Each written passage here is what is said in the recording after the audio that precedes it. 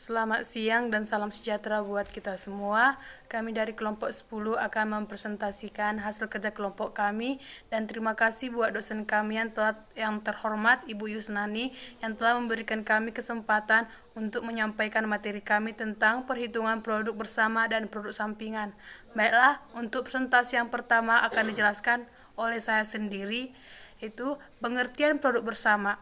Produk bersama adalah beberapa produk yang dihasilkan dalam suatu rangkaian atau seri produk secara bersama atau serempak dengan menggunakan bahan, tenaga kerja, dan biaya overhead secara bersama.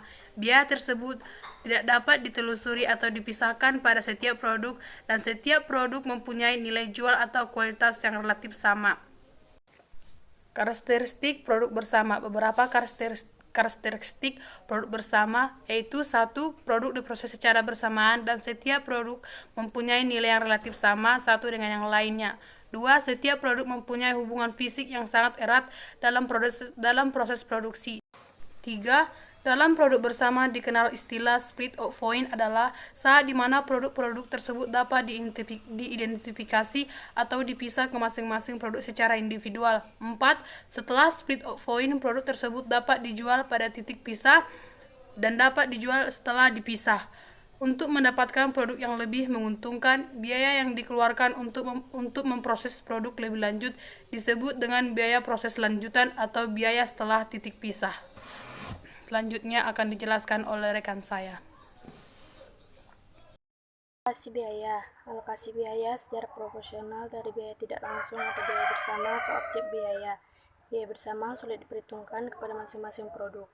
Untuk mempermudah dalam perhitungan diperlukan alokasi biaya. Secara umum, alokasi biaya tersebut ditujukan untuk berbagai alasan sebagai berikut. 1. Menghitung harga pokok dan menentukan nilai persediaan untuk tujuan pelaporan keuangan internal. 2. Menghitung harga pokok dan menentukan persediaan untuk tujuan pelaporan keuangan eksternal. 3. Menilai persediaan untuk tujuan asuransi. Menentukan nilai persediaan jika terjadi kerusakan terhadap nilai barang yang rusak dan biaya bahan yang hancur. 4. Menentukan biaya departemen atau divisi untuk tujuan pengukuran kinerja eksekutif. 5. Pengaturan tarif karena adanya sebagian produksi minyak mentah dan gas alam dilaksanakan secara bersama dikarenakan peraturan harga. Biaya bersama dapat dialokasikan pada tiap-tiap produk bersama dengan menggunakan salah satu dari 4 metode berikut ini. 1. Metode nilai jual relatif. Metode ini banyak digunakan untuk mengalokasikan biaya bersama pada produk bersama. Dasar pikiran metode nilai jual relatif ini adalah harga jual suatu produk merupakan perwujudan biaya-biaya yang dikeluarkan untuk mengolah produk tersebut. 2. Metode satuan fisik. Metode ini mencoba menentukan harga pokok produk bersama sesuai dengan manfaat yang ditentukan oleh masing-masing produk akhir. Dalam metode ini dialokasikan pada produk atas dasar koefisien fisik, yaitu kuantitas bahan baku yang terdapat dalam masing-masing produk. 3. Metode rata-rata biaya persatuan. Metode ini dapat digunakan bila produk bersama yang dihasilkan diukur dalam satuan yang sama. Pada umumnya, metode ini digunakan untuk perusahaan yang menghasilkan beberapa macam produk yang sama dari proses bersama tapi mutunya berlainan. Dalam metode ini, harga pokok masing-masing produk dihitung sesuai dengan proporsi kuantitas yang diproduksi. 4. Metode rata-rata tertimbang. Jika dalam metode rata-rata biaya persatuan dasar yang dipakai dalam mengalokasikan biaya bersama adalah kuantitas produksi. Produk sampingan adalah produk yang dihasilkan dalam proses produksi secara bersama. Tetapi produk tersebut nilai atau kuantitasnya lebih rendah dibandingkan dengan produk lain atau produk utama. Contohnya, 1. Kerosin merupakan produk sampingan dalam pembuatan bensin. 2. Percakain dalam produksi germen. 3. Papan dan blok dalam produksi kayu. Karakteristik produk sampingan. 1. Dihasilkan bersama dengan produk utama dalam suatu proses atau serangkaian proses tanpa dimaksudkan untuk membuat produk ini. Yang kedua, nilai penjualan adalah relatif lebih kecil atau tidak berarti bila dibandingkan dengan produk-produk utama. Yang ketiga, dihasilkan dalam jumlah unit atau kuantitas yang lebih sedikit. Yang keempat, kadang-kadang memerlukan pengolahan lebih lanjut dan pembungkusan. Yang kelima, produk ini tidak dapat dihasilkan tanpa memproduksi produk-produk utama. Pengelompokan produk sampingan. Yang pertama, produk sampingan siap dijual setelah dipisah dari produk utama. Yang kedua, produk sampingan yang memerlukan proses lebih lanjut. Yang ketiga, produk sampingan yang siap dijual setelah titik pisah dari produk utama, tetapi dapat diproses lebih lanjut agar dapat dijual dengan harga yang lebih tinggi. Metode perhitungan dan akuntansi harga pokok produk sampingan. Yang pertama, metode tanpa harga pokok. Yang kedua, metode dengan harga pokok. Metode tanpa harga pokok adalah suatu metode dalam perhitungan produk sampingan tidak memperoleh alokasi biaya bersama dari pengolahan produk sebelum dipisah. A. Produk sampingan dapat langsung dijual pada saat titik pisah atau split off point atau pengakuan atas pendapatan kotor. B. Produk sampingan memerlukan proses setelah pendapatan bersih. A. Pengakuan atas pendapatan kotor.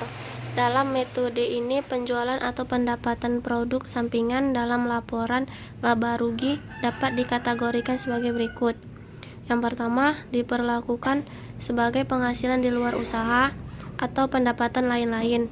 Yang kedua, diperlakukan sebagai penambahan penjualan atau pendapatan produk utama. Yang ketiga, diperlakukan sebagai pengurangan harga pokok penjualan. Yang keempat, diperlakukan sebagai pengurangan biaya produksi.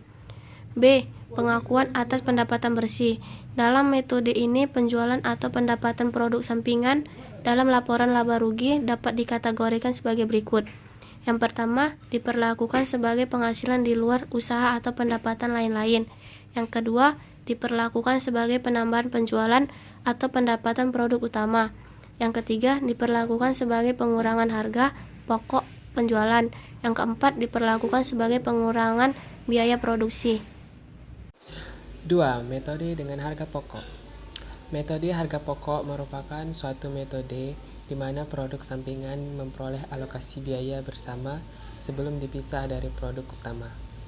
Metode dengan harga pokok terdiri dari harga pokok pengganti dan harga pokok pembatalan biaya.